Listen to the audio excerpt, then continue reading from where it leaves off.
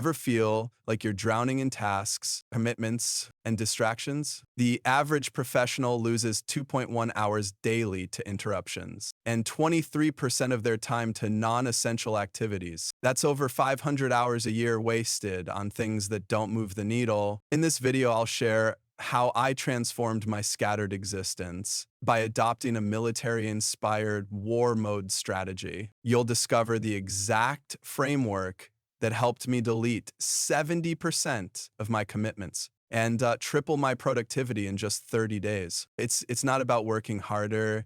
It's about ruthless elimination. You wake up early, work late, and somehow still end your day feeling like you've accomplished nothing of real value. That feeling isn't unique to you. It's the clarity crisis affecting millions of professionals who operate in a perpetual fog of competing priorities.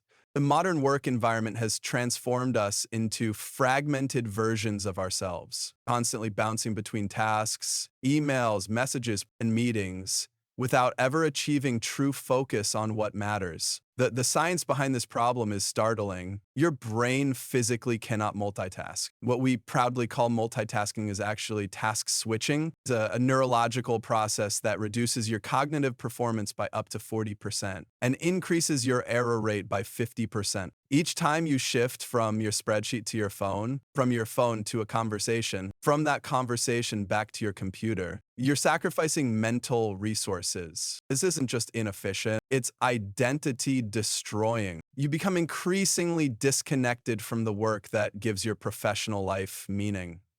I see this with clients constantly. The continuous partial attention state where you're never fully present for anything.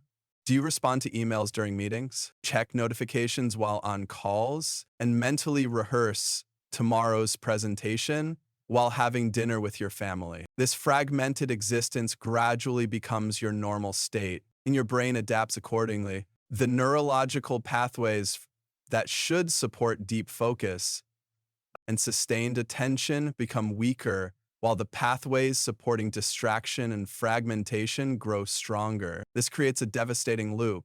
The more scattered your attention becomes, the more your neural circuitry reinforces those patterns of fragmentation. You're literally rewiring your brain to be distracted. The result? A persistent feeling of overwhelm coupled with underwhelming results. Your potential remains largely untapped, not because you lack ability, but because you lack clarity. Most people misdiagnose this problem. They attribute their lack of progress to insufficient talent, inadequate resources, or bad luck. The harsh truth is that your current results aren't primarily a function of your abilities, but of your clarity or lack thereof. Most people fail not because they lack talent, but because they lack ruthless definition of what matters. Without this definition, even exceptional abilities become diluted across too many priorities. The conventional response to this problem is counterproductive. Productivity gurus tell you to add more morning routines, time management techniques, and digital tools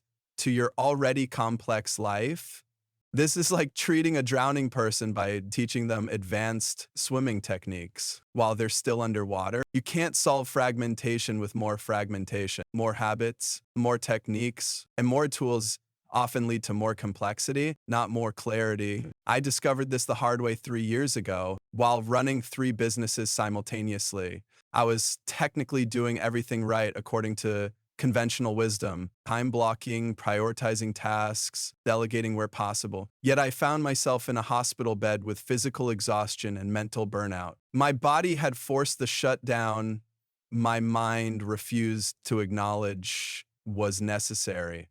The businesses were growing, but I was falling apart. The breakthrough came during my recovery when I realized transformation requires warlike focus, not against external enemies, oiling it against the parts of my own life that were draining my resources without advancing my mission. I needed to stop seeing myself as a productivity machine that needed optimization and instead view myself as a commander with limited resources facing multiple battlefronts. Some fronts needed to be abandoned entirely to ensure victory on the ones that mattered. This explains why most self-improvement strategies fail for overwhelmed people. They add complexity to an already complex system instead of creating the vacuum necessary for new neural pathways to form. When your mental bandwidth is already maxed out, adding another habit or technique only adds to the cognitive burden. True transformation begins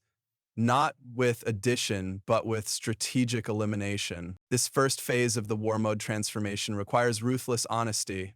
You must acknowledge that your current approach isn't working, and that continuing on this same path will yield the same unsatisfying results. The initial step isn't about adding, it's about aggressive elimination. You need to create space in your life before you can fill it with something better. Think of it like clearing a cluttered hard drive before installing new software. Your mental operating system is currently running too many programs in the background, consuming resources that should be directed toward your most important objectives. The war mode protocol I'm about to share will help you identify exactly what needs to go, what needs to stay, and how to organize what remains for maximum impact. The military doesn't enter battle without a clear strategy, and neither should you approach transforming your life. When a military unit prepares for combat, they focus entirely on the mission, removing distractions and allocating resources precisely where needed. This concentration of force creates overwhelming power in specific areas, rather than spreading resources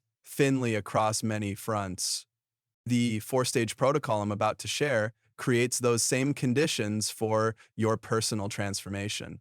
Stage 1 is clarify. You must identify your core mission and the 1 to 3 objectives that, if accomplished, would render everything else easier or unnecessary. Most people skip this fundamental work, moving straight to tactics without a strategy. Your core mission isn't what you think it is. It's not your job title, role, or even your primary responsibilities. It's the unique contribution only you can make. Your specific combination of skills, perspective, and experience that creates distinct value.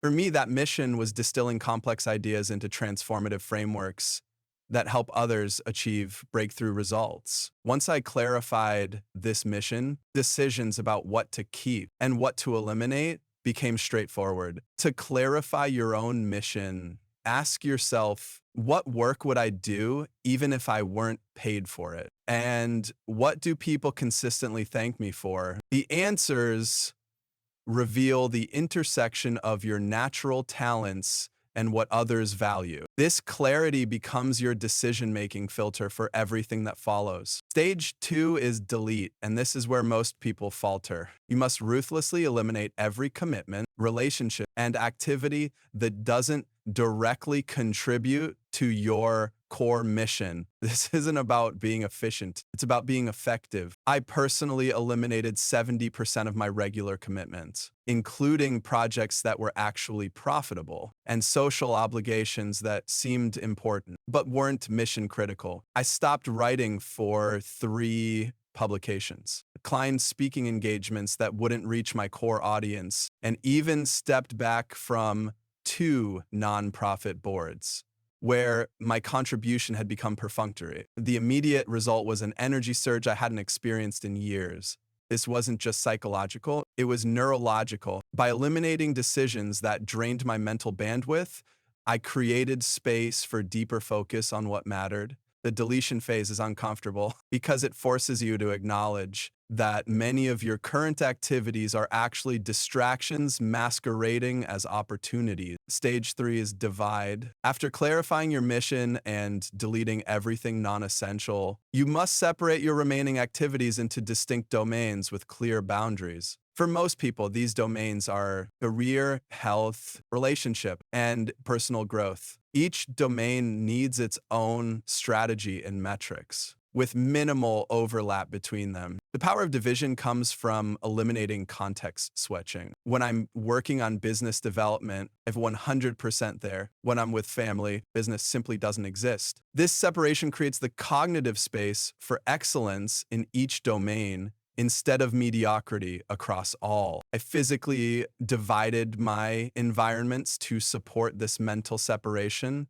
different spaces for different types of work, specific times for specific activities, and even different devices for different purposes. This environmental division reinforces the neural pathways for focused attention in each domain. Stage 4 is conquer. For each domain, establish clear metrics and execute with military precision. My productivity tripled not because I worked more hours, but because every hour had clear purpose and boundaries. I tracked 3 metrics for each domain: one lead indicator that predicted future success, one lag indicator that confirmed past effectiveness, and one satisfaction indicator that measured my subjective experience. This balanced scorecard prevented me from optimizing one area at the expense of others. The clarify, delete, divide, conquer framework works because it addresses the root cause of underperformance. Lack of clarity leads to scattered resources, which prevents the concentration of force necessary for breakthrough results. When your attention, energy, and time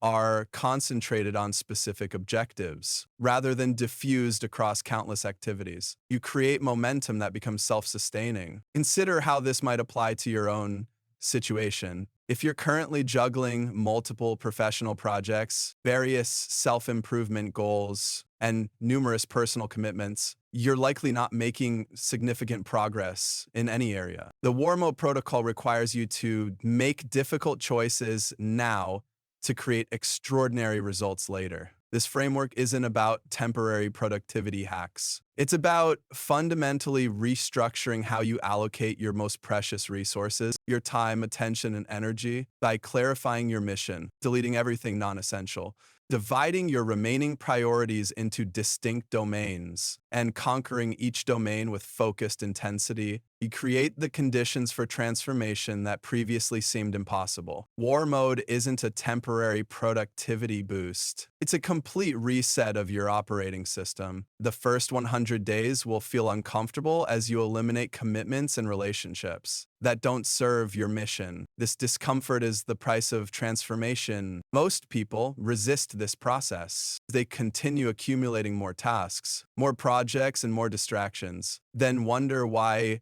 real change never materializes. As the Multiverse X team discovered, too many initiatives create a mental DDoS attack, overwhelming your thinking, processing, and execution. The question isn't whether you can afford to enter war mode, it's whether you can afford not to. Every day without this clarity compounds your loss of opportunity and potential.